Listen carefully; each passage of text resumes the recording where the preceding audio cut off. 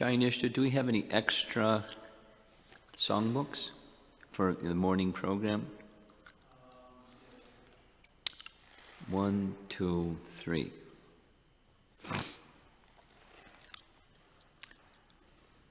Om Namo Bhagavate Vasudevaya.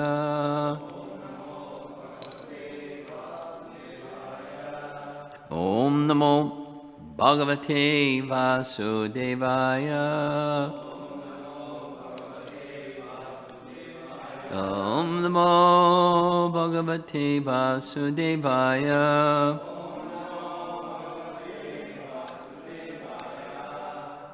We're going to read text 24, Canto 9, Chapter 19, and go back a few verses too that have no purport.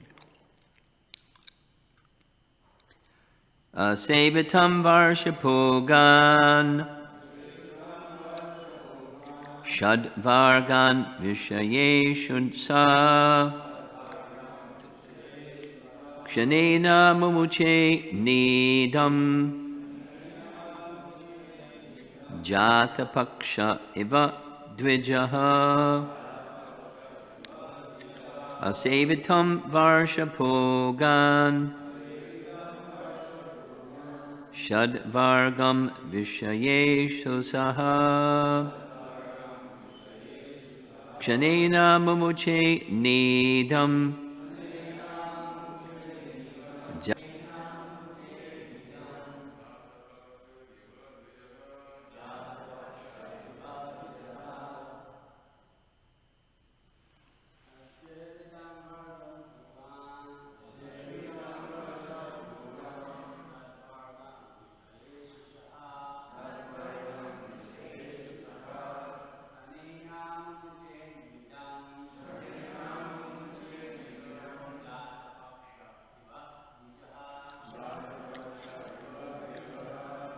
Ladies, please.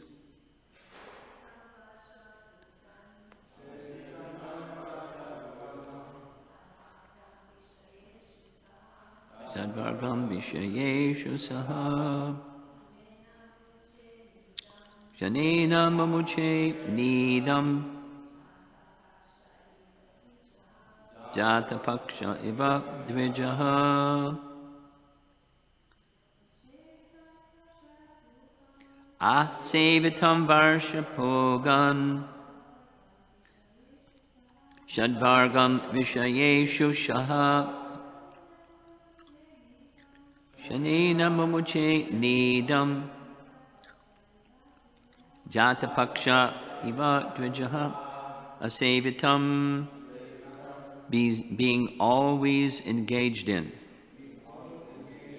Varshapogan, for many, many years.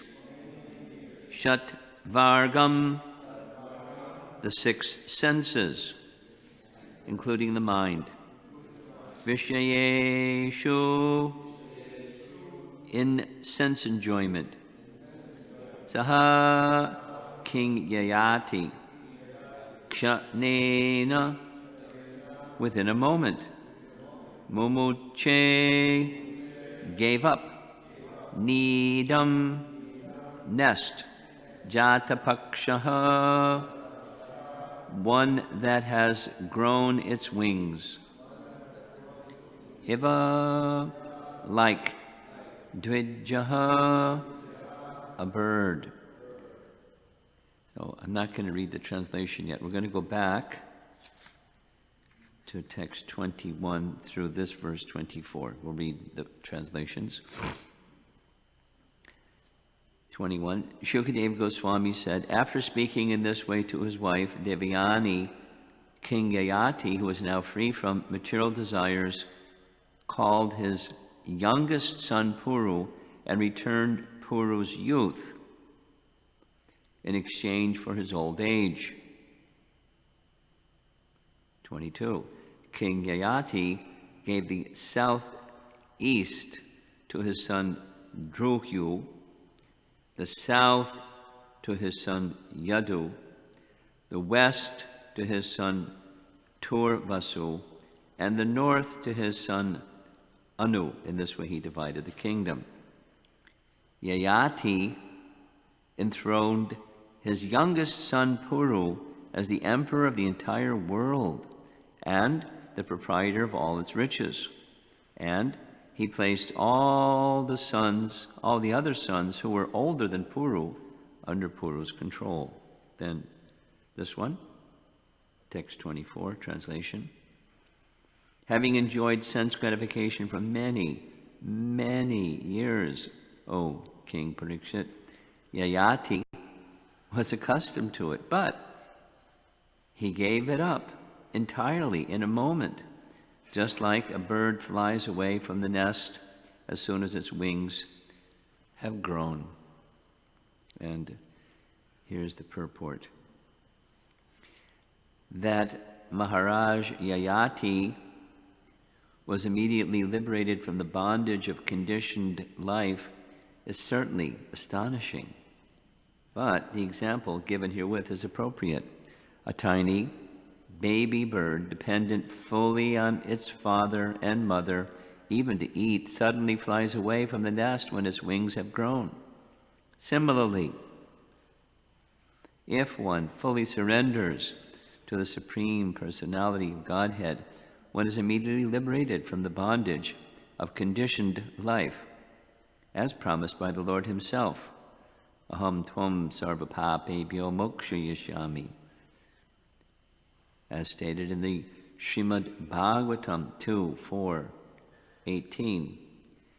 Kirata hunandra pulinda pulkasha abhira shumbha yavana kashadayaha yenye cha papa cha apashrayashraya shudyanti tasmai prabhavishnave namaha. Translation. Kiratahuna Andra Pulunda Pulkasha Abhira Shumbha Yavana and the Kasa races, and even others addicted to sinful acts, can be purified by taking shelter of the devotees of the Lord, for he is the supreme power. I beg to offer my respectful obeisances unto him. Lord Vishnu is so powerful that he can deliver anyone at once if he is pleased to do so. And Lord Vishnu, the Supreme Personality of Godhead, Krishna, can be pleased immediately if we accept his order by surrendering unto him, as Maharaj Yayati did. Maharaj Yayati was eager to serve Vasudeva Krishna, and therefore, as soon as he wanted to renounce material life, Lord Vasudeva helped him. We must therefore be very sincere in surrendering ourselves unto the lotus feet of the Lord. Then we can immediately be liberated from all the bondage of conditioned life. This is clearly expressed in the next verse. So some of you are from some other places, and I think I'll go through the storyline a little bit, a little complicated. So get ready for something that's a little complicated.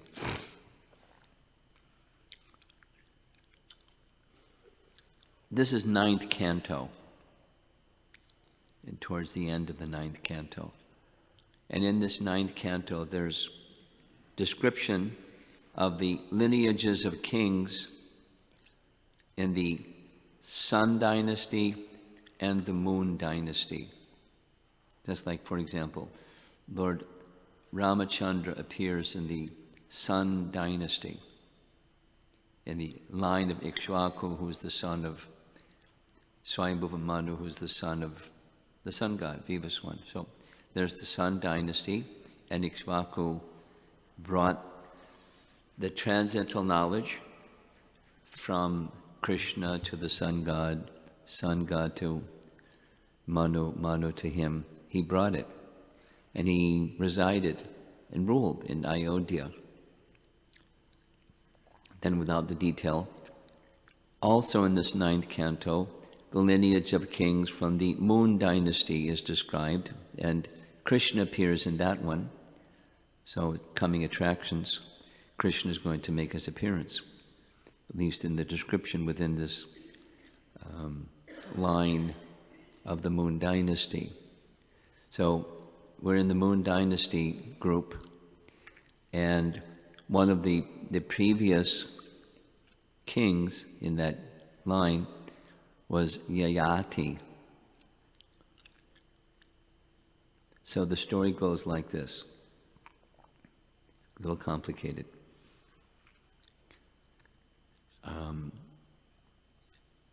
One day, Yayati went to take water from a well, and he found in the bottom of the well a lady.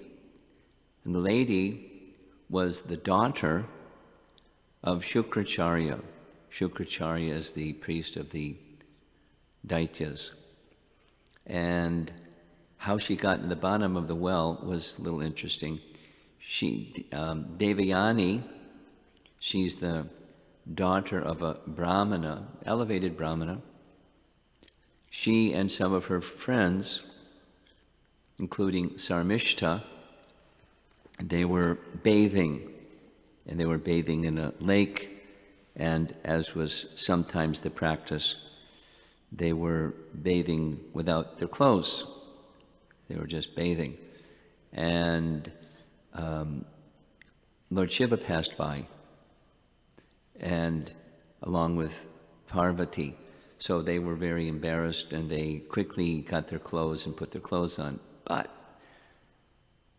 by mistake, Sarmishta put her friend's clothes on instead of her own clothes. I don't know how she did that, but so the Brahmana girl got really angry at the Kshatriya girl and let her have it. And the Kshatriya girl let Devayani have it. Sarmishta threw her in the bottom of a well and left.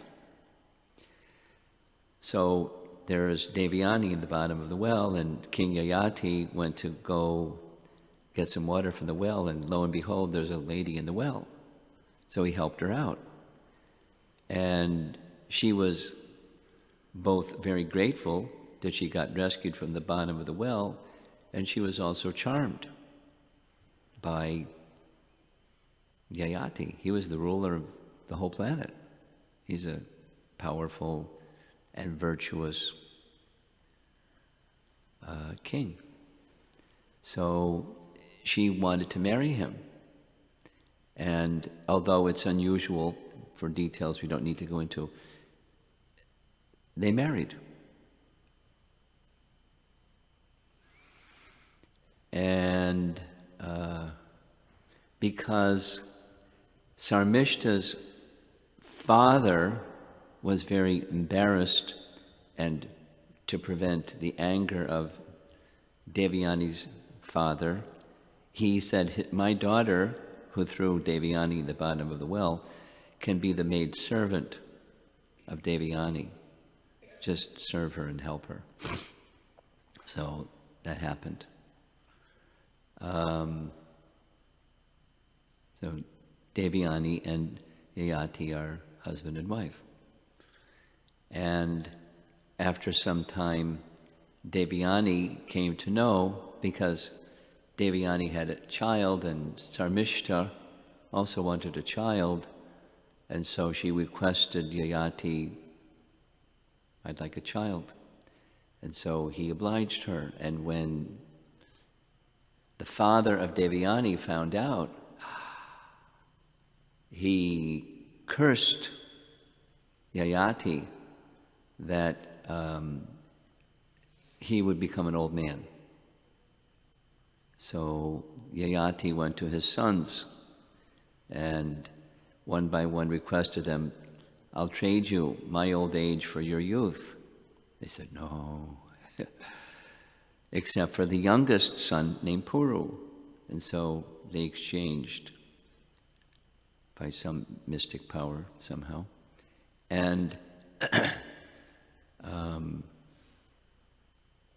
so then he ruled Yayati with a young body instead of the old body that was cursed to have.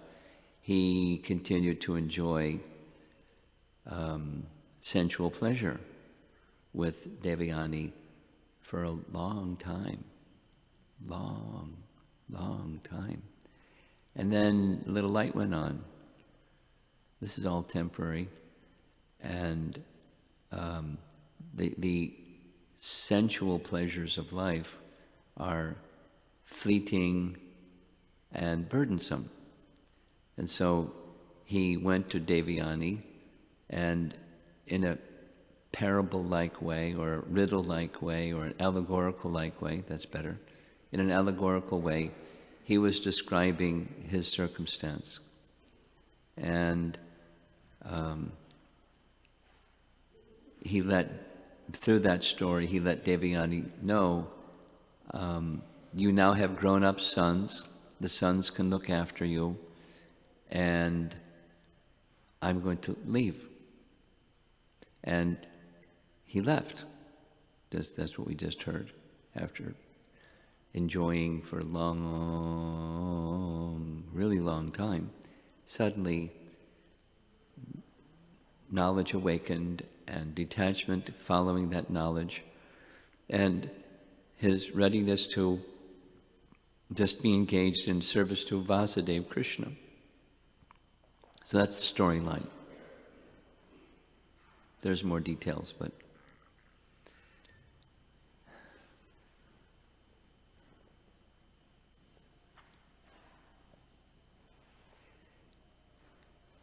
the message that we're hearing here is, as Prabhupada says in the beginning of the purport, that someone who's accustomed for a long time to be an enjoyer of sense gratification can just, on a dime, just turn and walk away from it. It's astonishing. Now, it's possible. It's not at all common. But the potency of devotional service, that's the emphasis in the purport. The potency of devotional service to the Supreme Personality Godhead is extraordinary. The potency is there that at once one can leave behind material activity.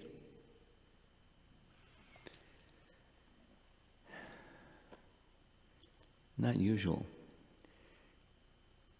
Once Prabhupada was asked by a reporter, I've repeated this many times, a reporter said, Swamiji, how long does it take to become Krishna conscious? You speak about being Krishna conscious. How long does it take? Prabhupada said, less than a moment. And in that less than a moment, two things. One has to let go of the desire to know through the power of speculation, mental speculation. You have to let go of that. And the second is trying to be happy through sense gratification. You have to let go of that. Then he said, and if you just let go of that, then you can at once become Krishna conscious, because that's what's the obstacle for Krishna consciousness. Then he said, generally, people are very attached to these two things, and therefore the process is generally gradual. But it's less than a moment. There's examples. One from the Bhagavatam, a famous one is Katvanga Maharaj, who he did some beneficial work. He was given the benediction. Whatever you desire, what is that desire that you have? It will be fulfilled. He wanted to know when he would die. And so he was told, oh, you're going to die in the next moment. So he immediately took shelter of the Supreme Personality Godhead, and his involvement with the material energy was gone. Now just yesterday, by coincidence or Krishna's arrangement, I was listening to a lecture. Srila Prabhupada was speaking.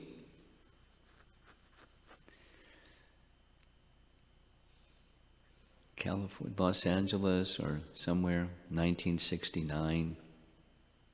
And Prabhupada was saying that there's many activities that one can do that can raise one's consciousness. The modes of nature, lower modes of nature become, influence becomes diminished, consciousness becomes elevated. But if the seed of desire remains, then after some time one will come back. He was speaking of austerities, other, within the Vedic culture, other methods, within other traditions, other methods, by knowledge, by meditation. And one of the recent college programs, there was a group of 3 students came separately, sharing the same thing. I really enjoy meditation. From meditation, I can experience there's another consciousness that's accessible, but I can't stay there. It's after some time. So, what's to be done? Prabhupada's explanation, 1969 lecture, was the seed has to be, he was using the word extinguished or crushed. The seed of being a separate enjoyer. Well, gee, if I let go of that one, then what's left?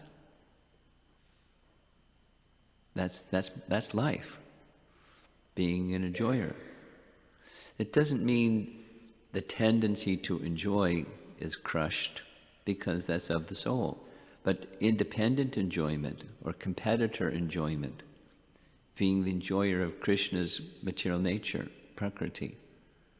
And that's carried within that the conception of what's my favorite variety of material enjoyment, or conceptions of life. It's carried within the mind, according to Bhagavad Gita. Just like air carries aroma.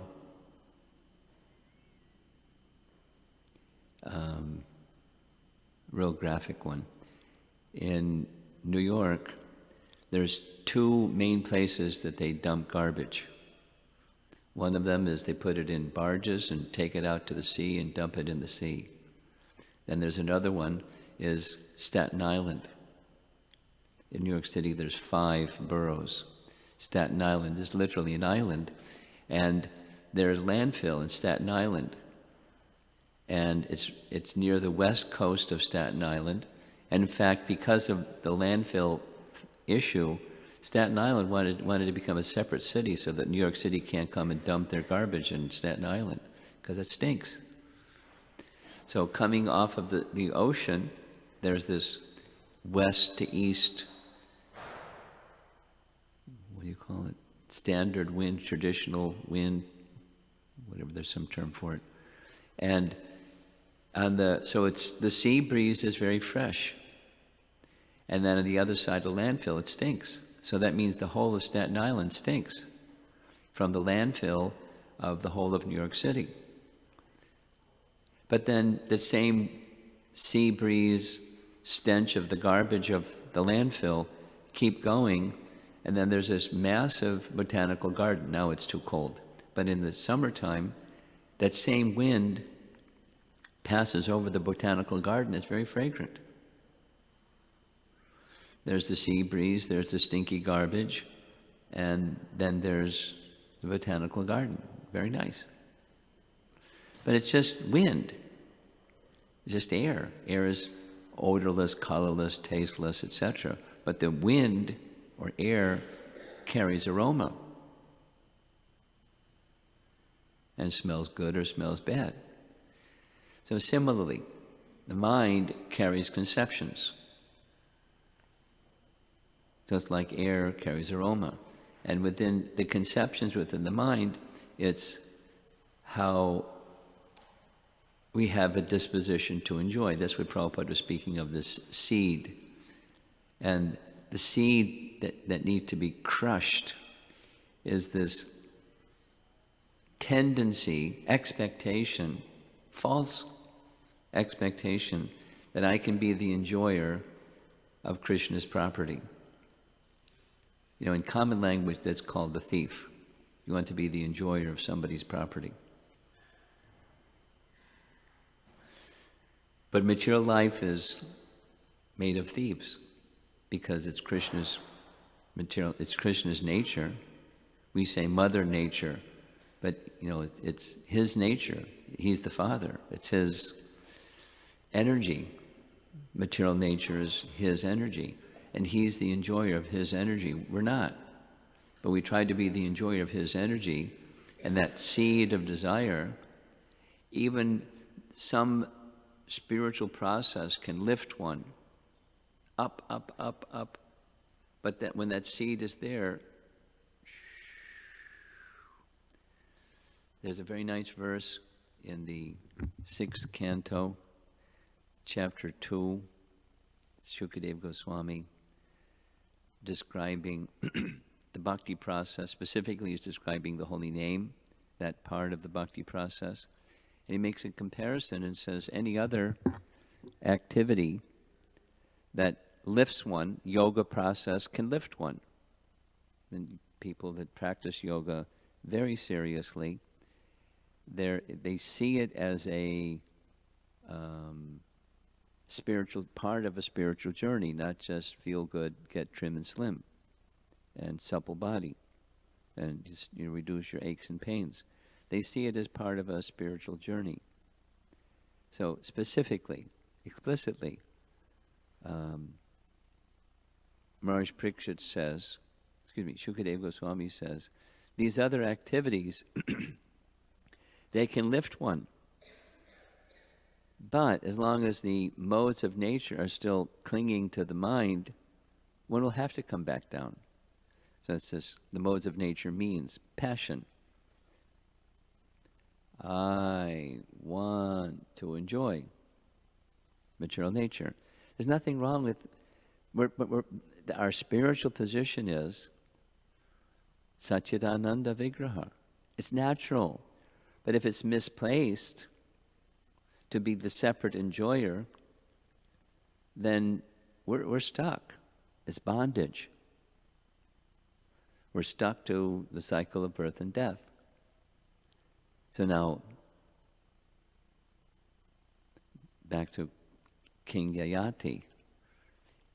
He wanted to enjoy. And he made his best effort for a long time. But then, not just like he got burned out with sense enjoyment, it really wasn't the fun he was hoping it would be. That's not sufficient, because it's like a sine curve. It goes up, but then that lingering is still there, or hankering is still there. And even with knowledge and direct experience of the unwanted part of trying to be a material enjoyer, the seed is still there. The seed of wanting to be the independent enjoyer is still there. There's only one thing, according to the Sankhya philosophy, and here it's being expressed. It's who is somebody else becomes the enjoyer. And that somebody else is Vishnu, Yagyavai Vishnu, in the language of Bhagavad Gita. Sacrifice for Vishnu or Krishna. And he is the enjoyer. So I do things, same things. We have our nature. Somebody's a scholar, somebody's a laborer, somebody's a doctor, somebody's an engineer, somebody's an architect, somebody's an accountant, we're all something. And just the consciousness behind the activity has to change. In this lecture, Prabhupada was calling it rubber stamp. Just change the rubber stamp. Instead of for sense gratification, it's for Krishna. Everything. We don't have to give things up. Just some things are inappropriate to give to Krishna, so we give those things up. But we just want to do it's our nature for Krishna. Somebody's a musician, somebody's a dancer, somebody's a decorator, somebody's a maintenance person, somebody's we have our nature, and we utilize that in service to Krishna. And when that in service to Krishna mood becomes strong, which is what is explained in the purport, Yayati, although he was accustomed long time for sense gratification with his wife, he had a ever-growing desire to be in service to Vasudeva, Krishna. And that became so strong, literally, it's exceptional. Generally, it's gradual. But in this exceptional case, at once, he left it all with no regret, I miss having my intimate relationship with Devyani. The thought was not there. It was taken away. The seed was crushed by the power of bhakti. So say it reverse. Bhakti has the power to crush the seed of being an independent enjoyer. Generally, it's a gradual process, but it's the bhakti potency that even if it's gradual, does the trick. And otherwise, it's not going to happen. Otherwise, it's perpetual bondage.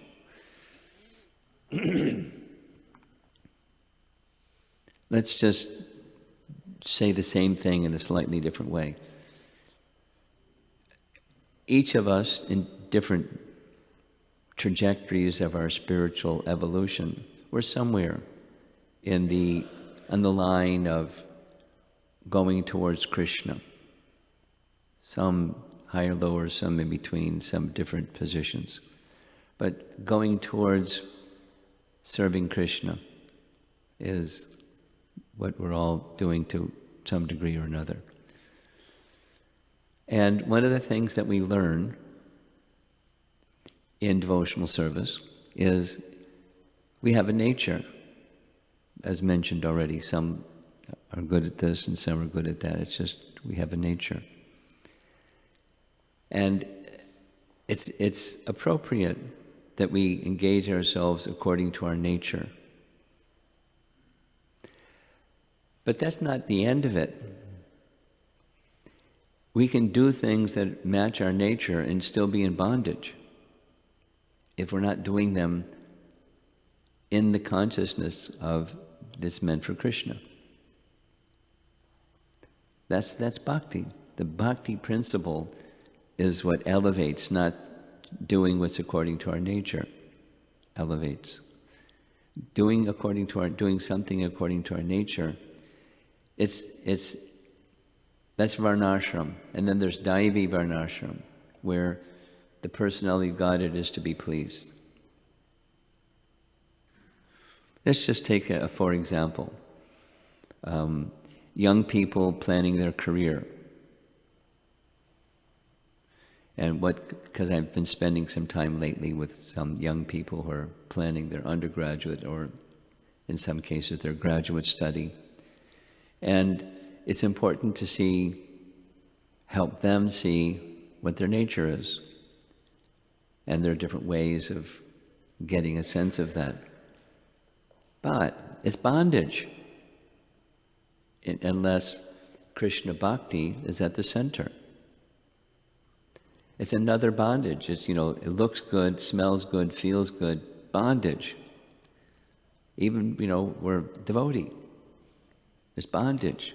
Unless the intention of when I take up this activity, Krishna should be pleased. And then how to keep that thought of Krishna should be pleased in the center, because the material tendency is, I'm the enjoyer. That's what it's all about. And over there, kind of to the side, is Krishna's in the picture. And that's secular, using a modern word, that's secular spirituality. This part is for Krishna, and that part is for me. This is my worldly activity, and that's my spiritual life. That's secular. Bhagavad Gita is not. Bhagavatam is not. The life of devotion is not. It's everything is meant for Krishna. So, Yayati was eager to be absorbed in exclusive devotion to Krishna, Vasudeva Krishna. He wanted that very, very much. And so he didn't abandon his worldly duties. The term in Sanskrit is karma sannyas. He didn't just renounce his work. He turned the kingdom over to his sons, and uniquely, the youngest became the emperor. Traditionally, the eldest becomes the emperor. But Yayati understood the enormous qualification of his youngest son. The youngest son he sacrificed his youth at his father's request, and he became old.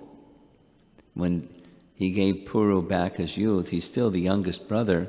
Now he's the emperor of the world, with his older brothers answering to him because of his spiritual qualification. Elevated consciousness, because the person who's going to be directing others should be in elevated consciousness. And if they're not, they should become, because that's a responsibility. Being in elevated consciousness to help others who are looking up to you. So Puru became the emperor of the world, and Yayati left this entangling situation with Devayani and Sarmishta, and we'll hear the rest. He was very strongly, in a focused manner, striving for spiritual perfection, to go back to Godhead from a very complicated previous set of circumstances and very sensual set of circumstances. He was a good king, he ruled, but it was pretty mixed, his program. So, conclusion. Bhakti has the power to at once dissolve material entanglement. Bhakti has that power, it's very powerful. We may not experience the fullness of that power, provided, one way you can make sure is just remain attached. Remain attached to sense gratification, these two things, sense gratification and mental speculation. Then the full power of bhakti will not be experienced by you. Something, but not the full power. And the full power of bhakti is such that at once one can clear away all misgivings. Very powerful.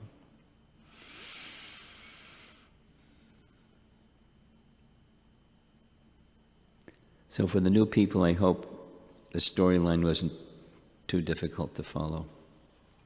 And what's more important is the principle, the bhakti principle that's being presented. So let's see if there's some discussion, comments or questions. Yes, over here. Hare Krishna Maharaj. Did King Yayati engage his nature in service to Krishna? I couldn't hear. Did King Yayati engage his nature? Did King Yayati maintain his nature? Engage. Did he engage his nature? In service to Krishna? Well, of course. But, the spiritual nature, not necessarily the material one. Because his material nature was Kshatriya, But, Kshatriyas, when they reach, we know there's many examples, but when they reach a certain stage, as bhakti has grown and grown and grown, the influence, the conditioning influence of material nature, Kshatriya, I want to control, Ishwarabhav in Sanskrit, I want to be the controller. He that was practically gone. The influence was gone because of bhakti had grown so much. So the nature was still there. Your question is, was he engaged according to his nature? His higher nature, the spiritual nature, and less so the material nature because of that higher stage of spiritual evolution. And he had this other tendency to be the enjoyer of activities with his good wife, Devyani. And he left that behind also. Bhakti became so strong that became insignificant. So that nature was left behind also. You clear? I have another question, if Yeah. that's okay. How did King Yayati came to the conclusion that he should engage in devotional How service? did he do what? How did he came to the conclusion he should perform devotional service? Well, it has to be association. Association with somebody that understood the importance of devotional service. Through that association, that's how he received it and grew it.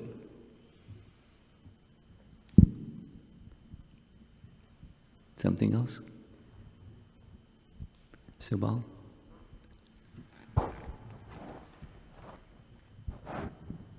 Thank you, Sri Romapada Swami.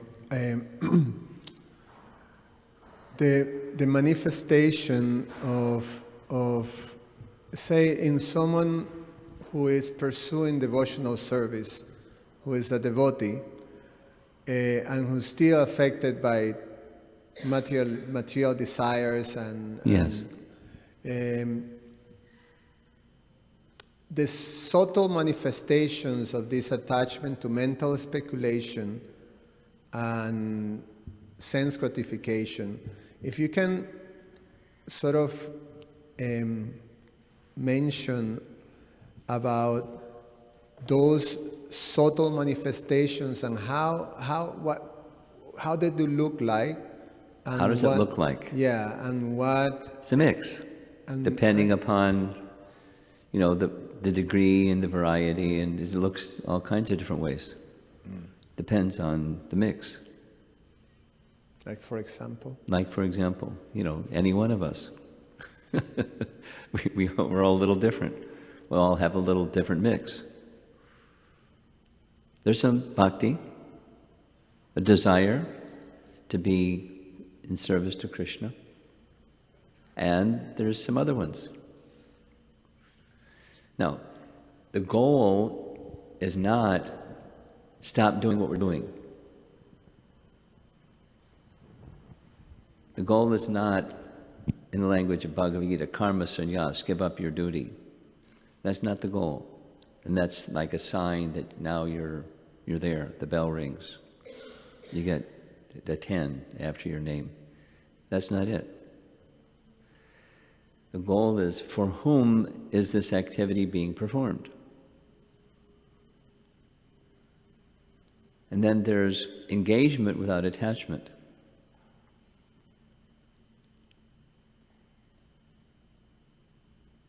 Anasaktasya vishayan yatarham upayunjitahar.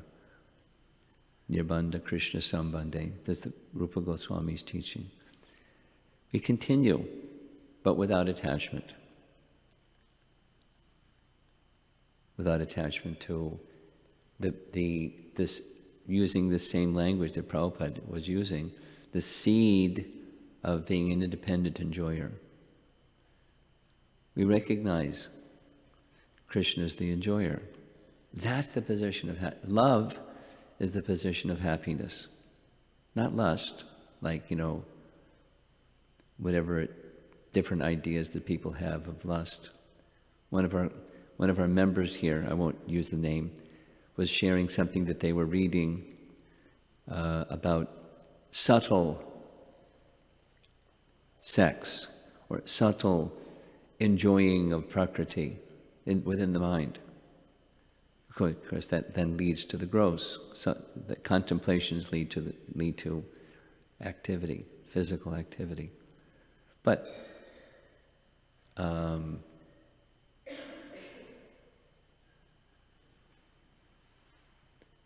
that's that seed. So the activity of, like Arjuna, the activity of being a warrior. Didn't have to give up being a warrior. The activity of being a musician. Doesn't you have to give up being a musician? It's for whom are you doing this?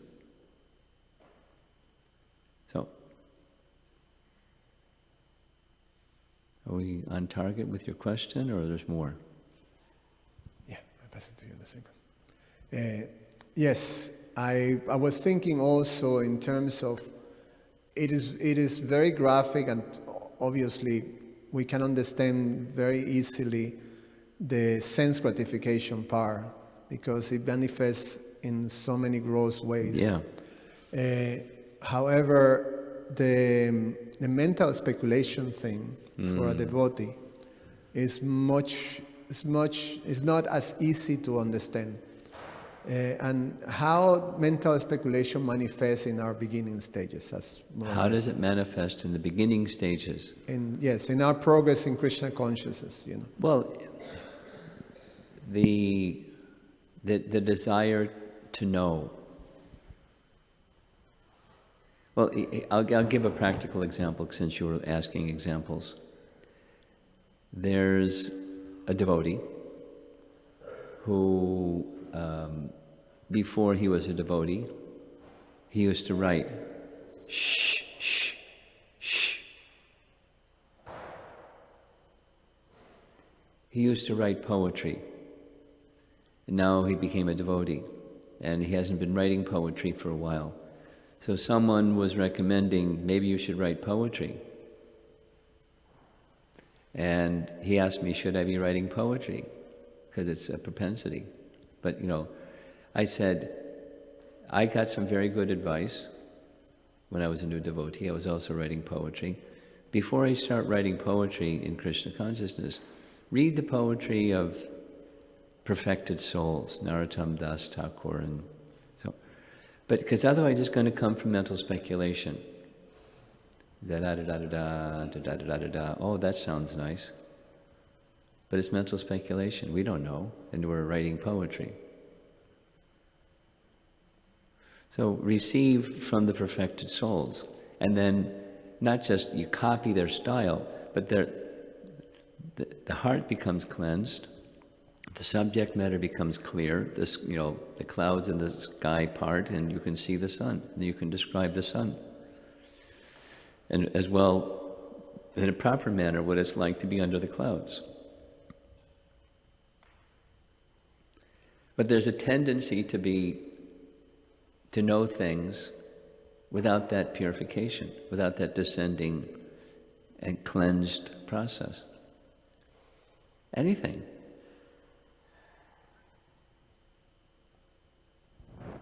I mean, particularly spiritual topics. Tendency.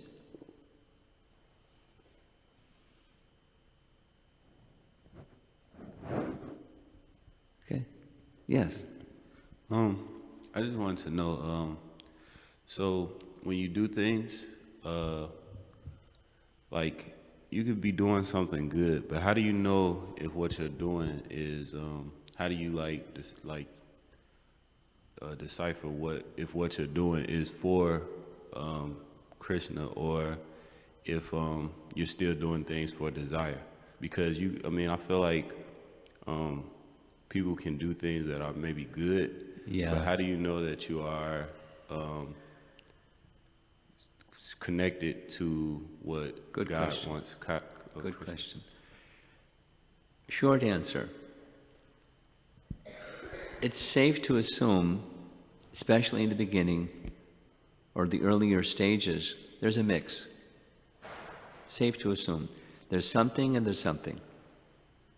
There's something that's for Krishna. There's that spark. Or maybe a flame that I want to do this for Krishna. And then there's something over there too. Practically for sure. Some mix. So now let's just modify the question. How do we move from the mixed to the unmixed? How do we know that we're moving? Both. The move is facilitated by quality or conscious devotional practice, hearing, chanting, reading. I mean, compliments to you. 4:30 in the morning and it's bitter cold outside and here you are at Mangalarti. I mean, that says something. Wow.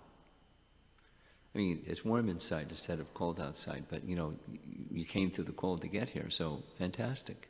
So that's something we can show to Krishna, that there's some sincerity. It's right in the purport here.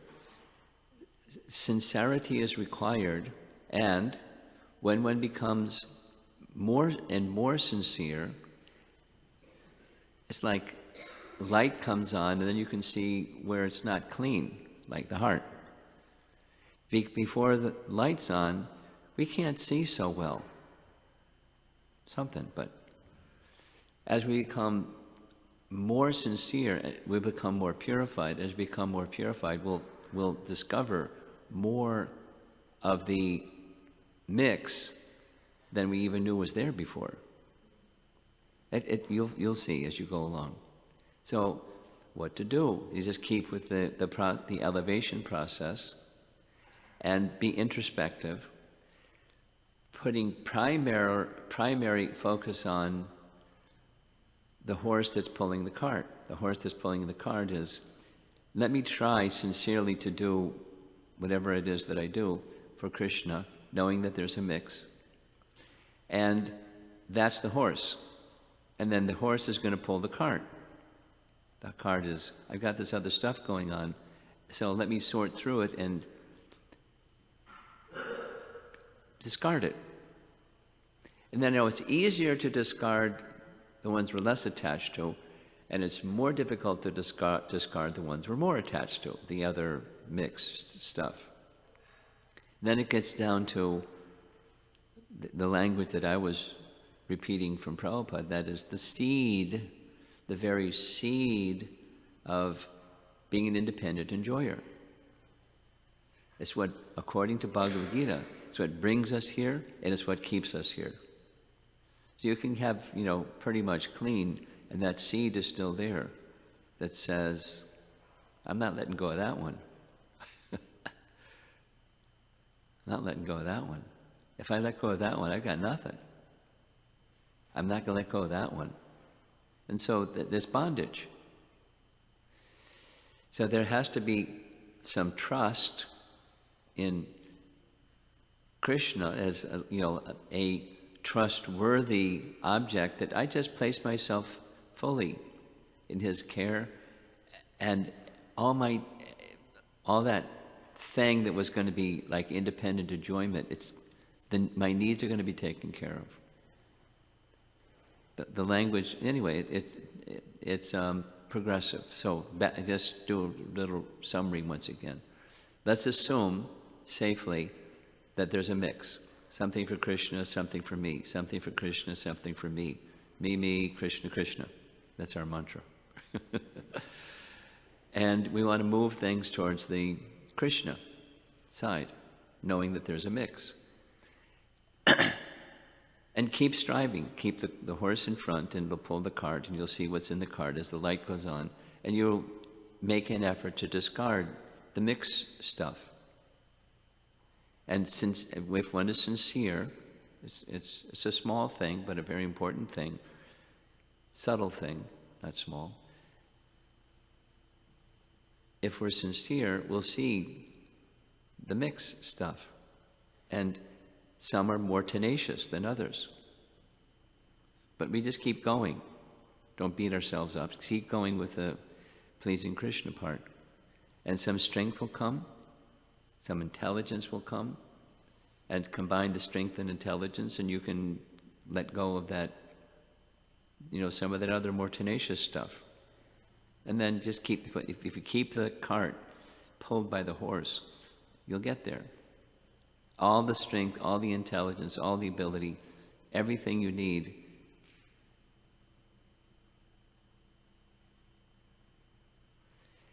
So the requirement is sincerity.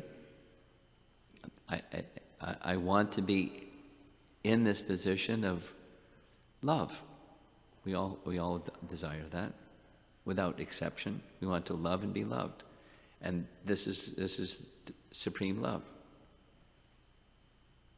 So I hanker for that, and I don't want to stop somewhere along the way and become complacent. Oh, I feel I'm not suffering so much like I was before, so I'll just take a little vacation now. Then you're back to where we were. So you have to keep going, with sincerely to reach that goal. As one goes further, that desire becomes stronger. At least it's meant to become stronger. The potential is there, the potency is there, stronger. We're going to be discussing this. I plan to speak this very point tomorrow morning in my discussion in the morning. You'll be here, I think. Anything else?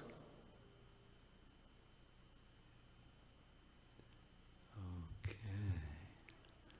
Jitendra, you got something cooking over there? I can tell.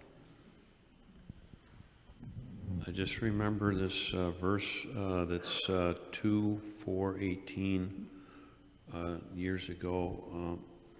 Prabhupada mentioning the Huns. The Huns.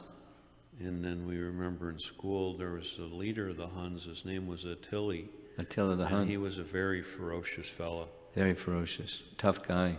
But, Don't meet up in a dark alley with Attila the Hun. So this Krishna consciousness is for all these races. Yeah. There's 9 of them here. So that came to mind, remembrance from about this verse. Well, here's one for you.